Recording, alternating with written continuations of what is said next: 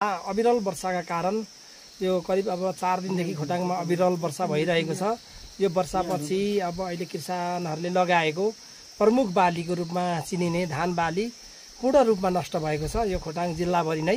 त्यसै सिलसिलामा आज हामी स्थलगत रिपोर्टिङका लागि दिक्तल रूपाकोट मजुवागढी नगरपालिका वडा नम्बर 1 झिसेपु भन्ने ठाउँमा आएका छौँ र हामीले यो झिसेपुमा भएको क्षतिको विषयमा यहाँहरूलाई अब यहाँको दृश्य यहाँको क्षतिको दृश्य देखाउनेछौँ।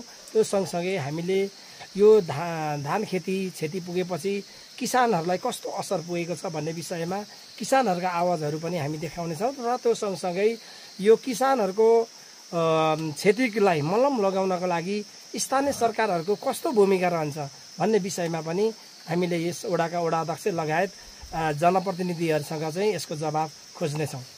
यहाँको प्रमुख बालीको रूपमा रहेको धान बाली पाकेर पहेलपुर भएपछि थन्काउन लागेको अवस्थामा अविरल वर्षाले क्षति गरेपछि भोकमारी लाग्ने खतरा भएको भन्दै कृषकहरू चिन्तित बनेका हुन्।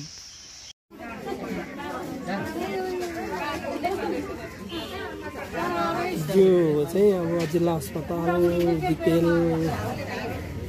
दृश्य हो। यो चाहिँ अब टिकट लिनका लागि यहाँ सबै लाइनमा बसिरहनु भएको छ। यो चाहिँ टिकट काउन्टरमा बसेको लाइन हो।